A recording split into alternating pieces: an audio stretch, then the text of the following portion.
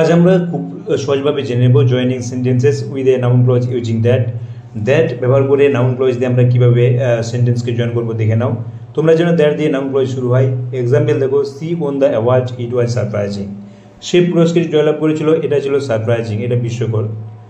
এখানে আমরা জেনে নেব যে দ্যাট কখন আমরা ইউজ করবো, যখন দেখবে দ্বিতীয় সেন্টেন্সের সেকেন্ড সেন্টেন্সে ইট দিস শো ফার্স্ট সেন্টেন্সটিকে নির্দেশ করবে, তখন আমরা দ্যাট ইউজ করবো। এখানে দেখো সে পুরস্কার জয়লাভ করেছিল, এটা ছিল বিস্ময়কর। এটা বলতে কোনটা বোঝাচ্ছে? See on the watch.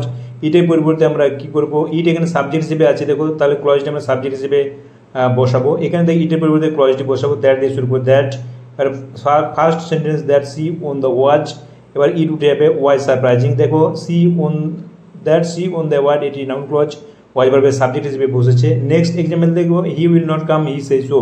সেটা বলে কোনটা বলে? He will not come. এখানে দেখো শো, শো কাকে বোঝাচ্ছে? He will not come. So এর পরিবর্তে আমরা নাউন ক্লজ তৈরি করবো, হি সেজ দ্যাট।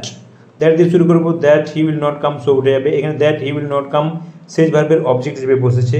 আবার দেখো he will succeed, it is my belief, সে সফল হবে, এটা আমার বিশ্বাস। তাহলে এখানে দেখো মাই বিলিফ, আমার বিশ্বাস কি সে সফল হবে। আমরা কি করব? মাই বিলিফ আগে বসাবো, মাই বিলিফ ইজ, তার ভার্ব বসিয়ে আমরা দেখো ক্লজটি তৈরি করবো দ্যাট দিয়ে, that he we will succeed. এখানে উই হবে না, হি উইল সাকসিড হবে, সরি এখানে ভুল লেখা হয়েছে। এখানে দেখো is verb, that he will succeed. Next দেখো they'll win, we are certain about that, তারা জয়লাভ করবে, আমরা এটা সম্বন্ধে নিশ্চিত। এখানে দ্যাট এটা মানে কোনটা? সেটা সম্বন্ধে নিশ্চিত। দ্যাট মানে সেটা, সেটা কোনটা? দেল উইন, তারা জয়লাভ করবে। আমরা ক্লজটি তৈরি করব এখানে